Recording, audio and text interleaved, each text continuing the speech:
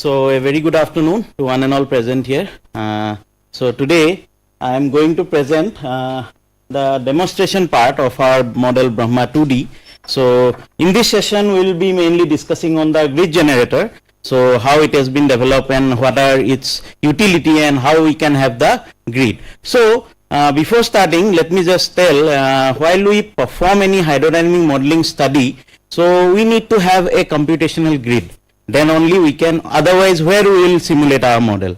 So we need to have some coordinate points in like above the river or around the river. So in that particular points, we, let's say in all those particular points we want to get the velocity and depth, let's say. So we need to first hand have those points with us, then only we can simulate the model. So for that we need to have a grid generator. So we have the grid generator, Brahma 2D grid generator embedded in our Brahma 2D software. So this and all are already been discussed by sir, so I won't be repeating this again. So yeah, so this is the Brahma 2D interface, graphical user interface. So it is like that. Here you can see that you have the x coordinate, the y coordinate. So our grid generator will essentially give us the x coordinate and the y coordinate. X coordinate will be given by one file and y coordinate will be given by one file. So combining these two, if we take the same corresponding point, it will basically form the coordinate, such as the coordinate Cartesian coordinate x and y we will be getting. So this is the basic interface where we will be doing our simulation. But in the file, if we see that in that file, if we click on the file, we can get the grid generator command coming out. So we have to click on that and then we will have this interface of our grid generator. So in this you can see we have the world view. We have the world view as sir has already suggested. So here we have the provision of searching a particular place anywhere on earth. We can search the place, let's say Umananda, what you have sir has explained in his PPT. So you can search for any place and you can get that particular place in the globe. Now if we click on search, we can display the image. Yes, this one. And this is the search place and this is the reset world map button. Let's say you have performed in some particular area, let's say Umananda, you have performed the simulation and again you want to go back to some particular site, or again you have to go back to the world map, then you have to click on that. Then we have this undo button, I will tell you later on. Then we have to search the interest and we have to search image using that display image, and then we have to draw a polygon. This is the polygon I was talking about. Let's say we want to clip this particular area. We want to model this particular area, then we have to draw a particular polygon. This polygon will give us the clipped image. This polygon will give us the clipped image of the area, that is georeferenced image, not just any image. It will give us the georeferenced image of the particular area of interest. Initially it was like that, we have to download the georeference image from some other websites and then we have to include or give into the model as an input. But here, after receiving comments from agencies like CWPRS and all, we have included this particular criteria in our model itself. So in the model itself the thing is there. If we clip the particular area, if we want to model that particular stretch, we can directly get that image, georeference image, on which we will be generating our grid. So then we have, let's say we want to generate the grid in this particular tree. Then we have some specific direction. You can see here the directions of flow are from, it can be either from north to south, south to north, east to west and west to east. So we have 4 characteristic direction in this particular model.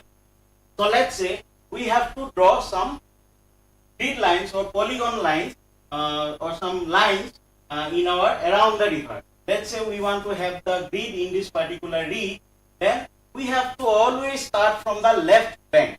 So it is flowing from this direction to this direction. If you stay towards the river, if you point towards the river, your left bank will be on your left side. So this is the line 1. So you have to draw the line 1 first. Then you have to blow in the clockwise direction. It is very essential to go in the clockwise direction. And you have to make sure that these two lines have intersected. So second line we are drawing, then third line we are drawing, and then fourth line we are drawing. We are essentially closing the loop. So after closing the loop, we can have the grid. And then again, let's say from here to here, the direction was from what? North to south, right? The direction was from north to south. But here you can see in this particular zone from here to here, what will be the direction? It will be from west to east, right? So we have to change the direction from west to east. Then again you see this 1 dash is representing the first line. So this will be the left bank, right? So this will be the left bank. Then again we are closing the loop like that. So while drawing, let's say we are drawing this, and then we have to have some grid point. So x means, here x is 60 means we have 60 numbers of lines in the x direction. We have 60 numbers of lines in the x direction. And y means we have 30 numbers of lines in this y direction. Let me just go back to the previous image. Here you see, as we have this from north to south, here the trend is reversed. You can see in the x direction we are having how much? 30 lines. And here we are having how much? 60 lines. So it is independent. You can take any numbers of line you want along the river. So this is along the river, right? So we can take any numbers of lines. But while we are making the subgrids, we have to essentially have the same numbers of grid lines. Otherwise the grid merging won't be working. Let's say here you have 30 lines. Then if you take here, to take 40 lines, then the grid won't be merging with each other. So 30 lines has to be merged with 30 lines. So like that we have to model, we have to make the subgrid, and then we have to save this particular, files. After making the grid, we can select XX and YY, and then we can save that particular grid. After saving that particular grid, we have to merge the grid. We have to merge the grid. Yes, this one we have to merge the grid. Then we can have the whole grid together. We have to merge it, and then we can have the whole grid together along with the numbering of the grid. As the image is quite congested, so we cannot see the numbers. But if we zoom out, or if we zoom in, then we can see the grid numbers, or the line numbers, or the section numbers essentially. We have to have the cross sections, right? If you want to, let's say you want to put some spars.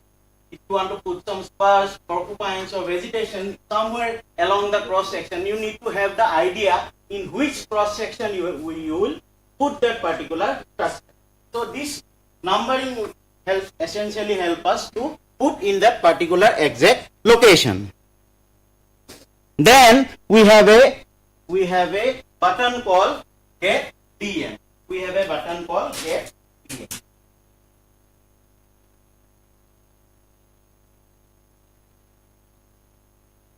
So this was also developed on the basis of some comments we have received from CWPRS Pune.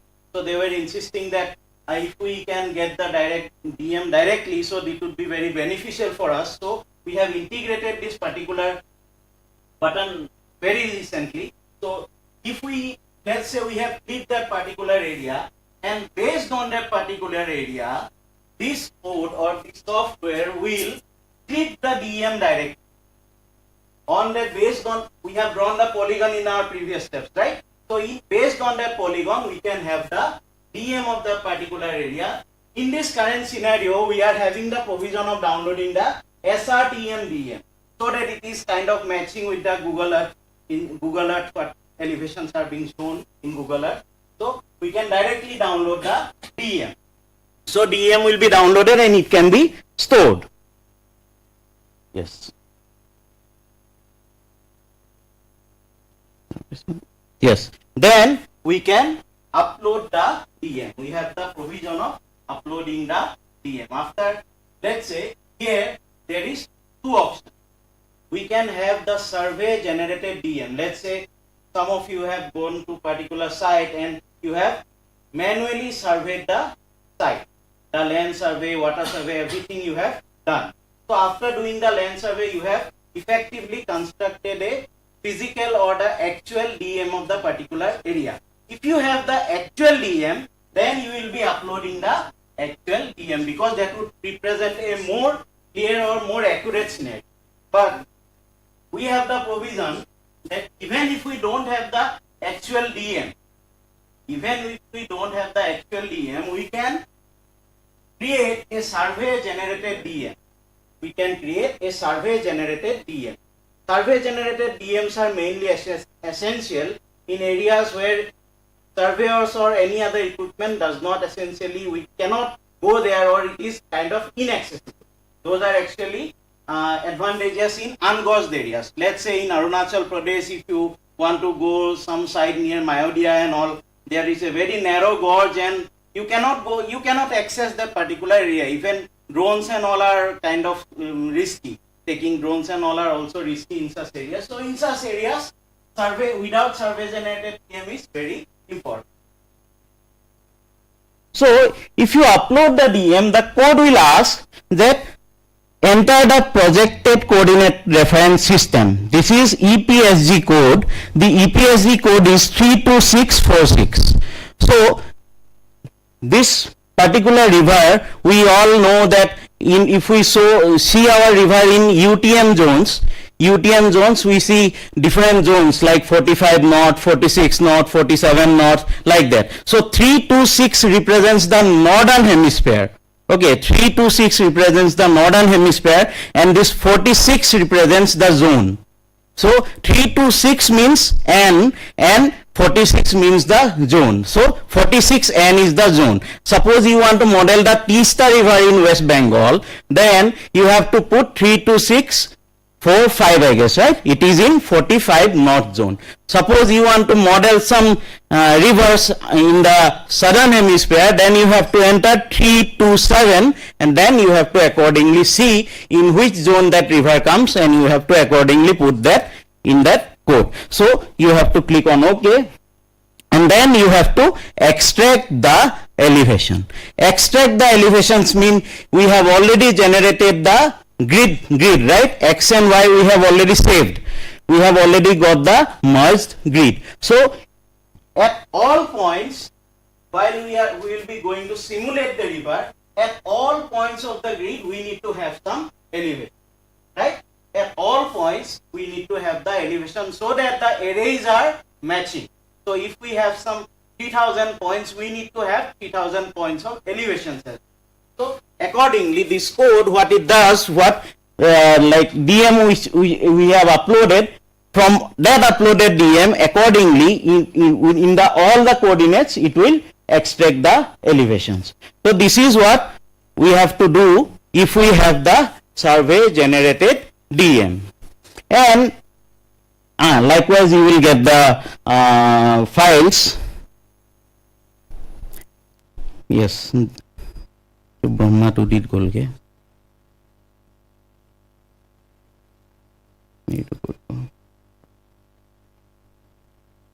Fitted है तो नहीं निकी हमें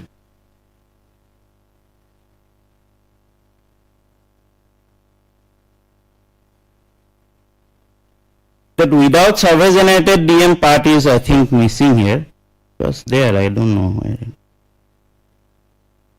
Okay, but whatever, let me just explain. There you can see a browse max depth option, right? We have a browse max depth option. So let's say we have this river and it is completely ungauged. We have a river and this is completely ungauged.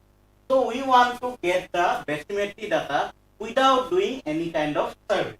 So if we take particular DM and we can see if let's say in this section, in this cross section, we will be getting the elevations, proper elevations which are there from the DM. But in the water surface, if we have the water, the satellite imageries cannot be getting the depth which is below the water surface, right?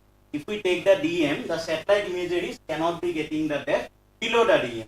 So it will be something like we'll get some elevation, then some flat line will come in the portion where water is there, right? One flat line will be coming near the portion where water is there. So this browse max depth is helping us to take a particular depth. Let's say in that particular river you are doing survey from 0 chainage to 500-meter chainage. So let's say you have like divided it into 50-meter chainage you have divided. So we can generate an Excel.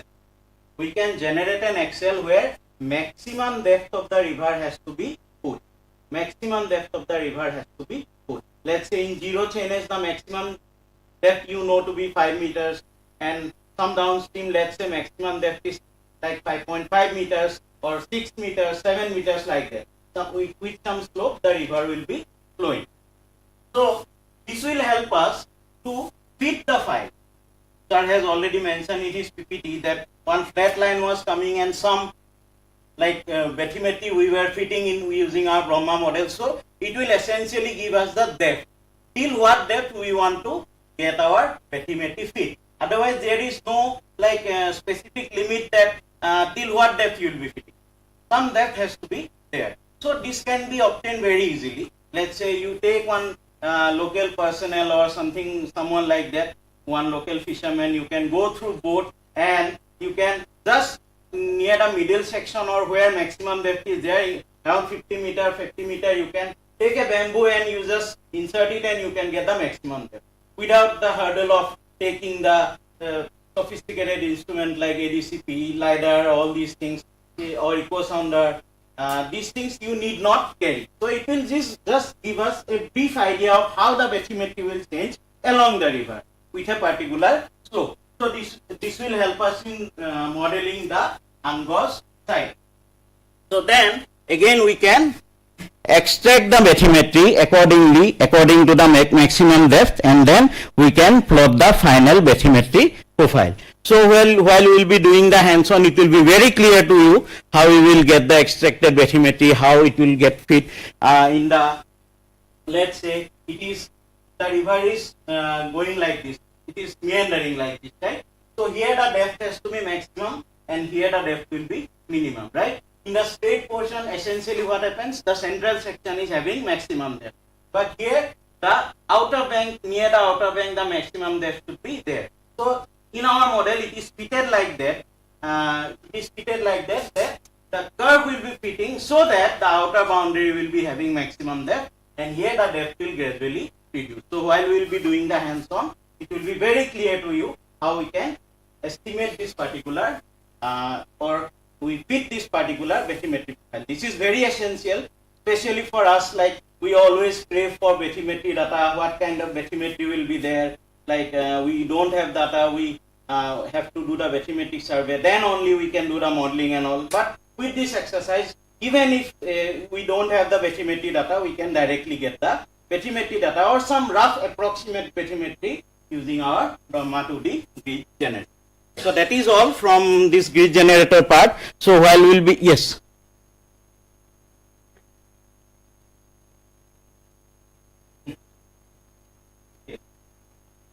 Yes, definitely.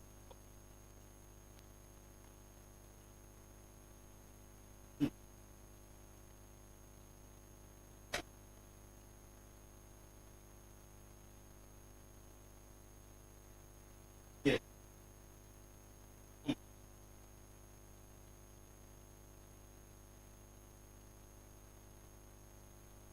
Yes. Yes.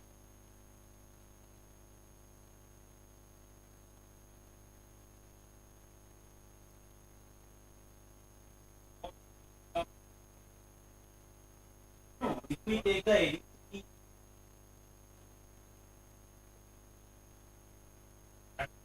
yeah, yeah, we have discussed more product.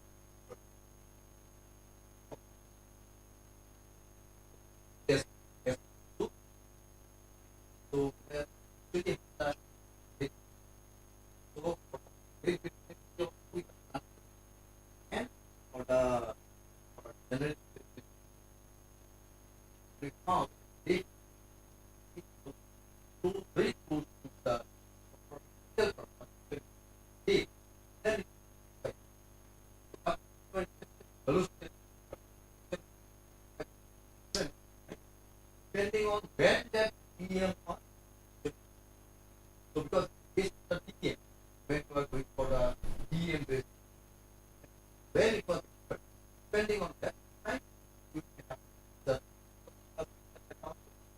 yeah, where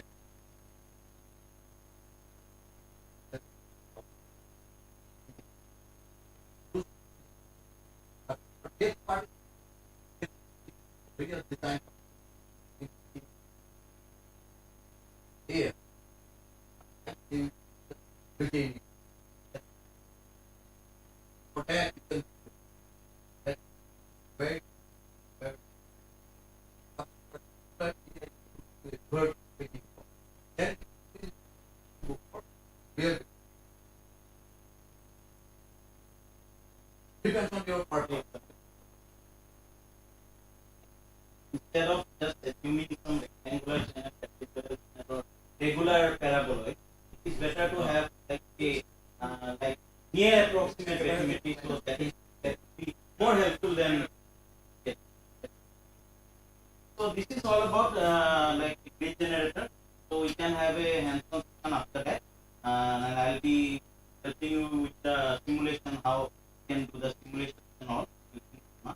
So first of all, let's just like try to generate the grid in different scenarios and generate like different subjects, and then we have to merge it and all. And do the thing.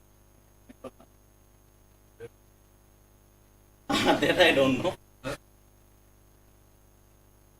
So anyway, we have covered the things, though we were late in between, but we have gone fast, and then we have covered the things up to 1:30. That was the planning. So we have done for that. After lunch, we will be starting with the Hands-on in grid grid generator. And then We have one more session of One more session. explaining Brahma also, Brahma. but I think it will be better if we practice parallelly the also we can do parallelly right. also we can. Yes. So now Brahma board people will be able to tell us whether lunch is ready or not. Otherwise, Lunch ready. lunch ready. If you have any question, that you can- If we do it by yourself, then only it will be better because actually. we are giving more emphasis on the health.